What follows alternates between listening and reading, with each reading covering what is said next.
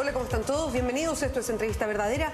Hacemos el programa en vivo y en directo aquí en la red. Esta noche vamos a conversar con el subsecretario del Trabajo, Francisco Díaz. ¿Cómo está, subsecretario? Gracias por venir. Hola, buenas noches. Lo primero es, ¿tomaron la resolución dentro del gobierno de cuál va a ser la acción después del fallo del Tribunal Constitucional que quita la titularidad sindical a la reforma laboral? No, la resolución es hacer algo, eso sí.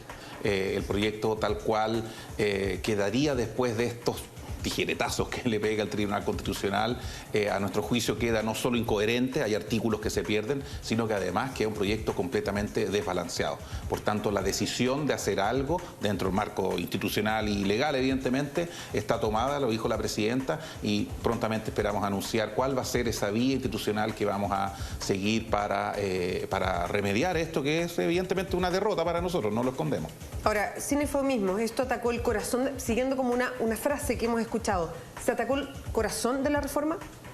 Lo que pasa es que esta reforma tenía varios puntos importantes, 6 o 7 puntos realmente relevantes: la titularidad sindical, extensión de beneficios, huelga sin reemplazo, etcétera, etcétera. Evidentemente que acá es uno de estos puntos. El problema es que este tema, especialmente titularidad sindical, tiene efectos sobre el resto. Te voy a poner un ejemplo. Logramos ganar que el sindicato interempresa pueda negociar. Es un gran triunfo para decenas de miles de trabajadores que hoy día van a poder negociar gracias a esa reforma. Pero evidentemente la negociación del interempresa con un grupo negociador compitiéndole deslealmente al lado se debilita. Entonces hay que evaluar bien, esperar el fallo completo para tasar cuál es la situación verdadera, pero que hay que equilibrar esto que queda desequilibrado, hay que hacerlo. Ahora, ¿no les queda mucho margen de maniobra de cuáles son los pasos a seguir? Después de este fallo del Tribunal Constitucional, y esto para entenderlo, lo que dice el Tribunal Constitucional ya no tiene apelación posible, o sea, eso, la titularidad sindical no va dentro de la reforma laboral. ¿De qué manera? Y por eso le pregunto, porque se ha especulado harto que la posibilidad puede ser un veto presidencial, que ahí le voy a pedir que nos explique qué significa. Pero, ¿qué otro margen de maniobra? Yo entiendo que están diciendo, pero ¿qué otro margen de maniobra queda, aparte de lo que podría ser un veto? Es que lo que pasa es que, en primer lugar, hay distintos tipos de vetos. Hay vetos en que tú derechamente dices, no, esta ley no sale. Hay vetos en que tú... Completa. Hay vetos en que tú colocas algo. Hay vetos en que suprimes alguna parte. O promulgas la ley tal cual y sacas una ley posterior que corrija los desbarajustes que se armaron. Hay distintas vías institucionales. Pero lo que es una decisión y que se va a anunciar prontamente es que hay que reequilibrar un proyecto que sin titularidad sindical y sin la extensión de beneficios por afiliación, que es otro tecnicismo, pero que es relevante también, queda desbalanceado. Entremos ahora a la materia, sí, para todos los que nos están escuchando, porque la reforma laboral tiene una serie de fórmulas, digamos, de frases que tienen que ver con la legislación laboral y que no necesariamente todo el mundo maneja muy bien. Cuando hablamos de titularidad sindical, que es lo que se perdió, ¿a qué se refiere específicamente? Se refiere a lo siguiente: en todas partes del mundo, en la historia de Chile también, ¿no es cierto?, antes de 1973, los sindicatos son los que negocian por los trabajadores. Por todo sabido que cuando un trabajador negocia individualmente con el empleador, sus posibilidades de conversar mejores condiciones son más reducidas, porque está él solo contra la gran empresa.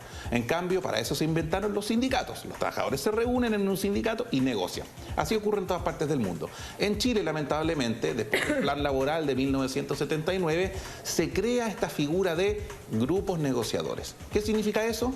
Que un grupo de trabajadores, por sí, solitos, sin decirle a nadie, se junta para ir supuestamente a negociar con el empleador sin formar un sindicato, sin que haya una organización permanente y protegida con fuero sindical como debe ser.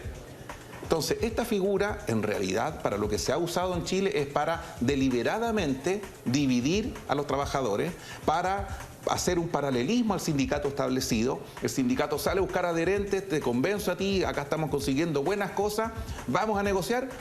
Es que sabe, en algún momento me inscribieron en un grupo negociador del cual yo ni siquiera entendí bien por qué estaba allí. Se usa para dividir y para generar paralelismo sindical.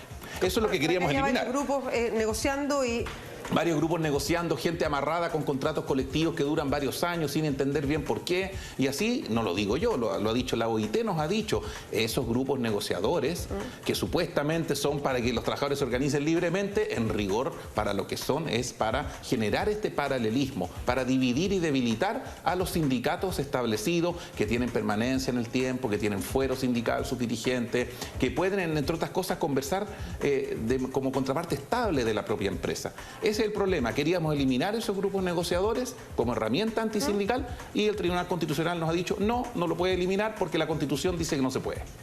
Ahora, voy a entrar ya a ese tema del vicio constitucional y si esto se podría haber evitado, pero quiero seguir con lo otro. ¿Se afecta también por el fallo del tribunal el tema de la extensión de beneficios y de qué manera? Así es.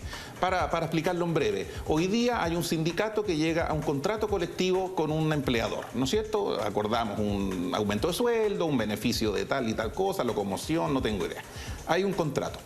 Entonces, el punto es, ese contrato, esos beneficios, ¿puede el empleador extenderlo a terceros trabajadores que no participaron de la negociación?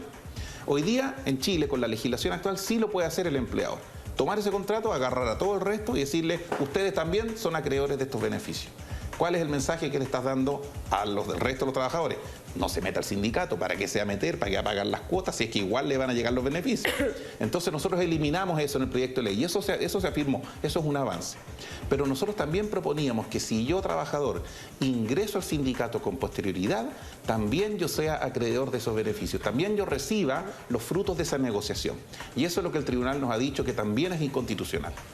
O sea, que básicamente el que negoció en el sindicato obtiene los beneficios y ahí se verá si hay acuerdo entre los trabajadores y el empresario para que a todos se les entreguen los beneficios, pero no puede haber posterioridad. O sea, son los que negociaron y los que estaban ahí. Solo ellos, a menos que después trabajadores y empleador acuerden extender los beneficios a otras personas, eso está bien. Pero si yo ingreso al sindicato, no obtengo los beneficios automáticamente por ser socio de ese sindicato. Ya, pero, y eso es lo que ha dicho... Eso es lo que el tribunal dijo, no, eso tampoco se puede, es inconstitucional. ¿Y sabes por qué? Eso es lo triste. ¿Por qué? Lo dijo porque eso afecta el derecho de propiedad del empleador. Lo que es bueno, no lo dijo el tribunal, eso es lo que alegaron la oposición, los parlamentarios de derecha ante el tribunal. Esto afecta al derecho de propiedad. Perdón, ¿cómo afecta el derecho de propiedad? Porque el empleador negoció con 100 y si después se mete un trabajador 101, 102, 103, va a tener que extenderle los beneficios sin su voluntad. Es un argumento de verdad del siglo XIX. El derecho laboral, el Código del Trabajo, fue creado, entre otras cosas, para limitar efectivamente el poder omnímodo de los empleadores, porque así está hecho. Porque si no tendríamos jornadas laborales de 18 horas y no las tenemos de 8. ¿Viste? Quiero preguntarle por la explicación que dan desde la oposición, que en forma bien cerrada presentaron este recurso. O sea, había bastante unanimidad dentro de la oposición en contra de la reforma laboral. Y lo que ellos alegan, y de hecho ayer lo que señalaron es que estaban contentos por los trabajadores de Chile porque se mantienen las libertades de los trabajadores chilenos. Que cada trabajador, esto es lo que dice la oposición, tenga la libertad de decidir si ingresa a un sindicato o si no, si negocia aparte, en fin, porque si no, no iban a poder negociar aparte. Entonces, lo que estaban salvaguardando, presentándose al Tribunal Constitucional, es la libertad del trabajador. ¿Qué responden ustedes desde el Ministerio del Trabajo, que estaban a cargo de esta reforma laboral, a esa explicación que dan desde la derecha? No, eso es el diablo vendiendo cruces. El proyecto de ley era respetuoso de la libertad sindical. ¿En qué sentido? Y le decía, el proyecto de ley decía, usted es libre de meterse al sindicato o de no meterse a un sindicato. Usted es libre de desafiliarse a un sindicato. Usted es libre, si no le gusta este sindicato, salirse y formar otro sindicato. Eso está plenamente garantizado. Hay libertad sindical en Chile y nosotros somos defensores de esa libertad sindical. Cosa distinta es que yo le diga a los trabajadores, ¿sabe qué? Si usted quiere negociar colectivamente, tiene que hacerlo a través de un sindicato. Porque Perdón, ¿de qué otra ¿podría manera? haber una negociación uno a uno? Eso está fuera de discusión. Es que sí puede haber, evidentemente, negociaciones. O sea, si alguien no quiere estar en un sindicato, pero igual quiere negociar directamente con el empleador mis condiciones personales, vaya y hágalo, la no hay vía problema. propia, ya. Hágalo, eso no hay problema, eso siempre va a estar garantizado. Pero si usted quiere negociar colectivamente, que es como lo hacen los trabajadores en todas partes del mundo, tiene que hacerlo a través de un sindicato. Entonces la oposición dice, no, lo puede hacer como quiera ese grupo. ¿Por qué? Porque saben de que esa es la manera de que el empleador pueda crear un grupo deliberadamente hacer una lista de personas, establecer unas condiciones y dejarlos amarrados a un contrato colectivo durante 3 o 4 años. ¿Es masivo hoy día en Chile que, habiendo sindicatos, se creen los grupos negociadores? No, no es masivo. O sea, el argumento de que de esta manera tenemos más posibilidades de negociar colectivamente no es tal. La verdad es que no es algo masivo.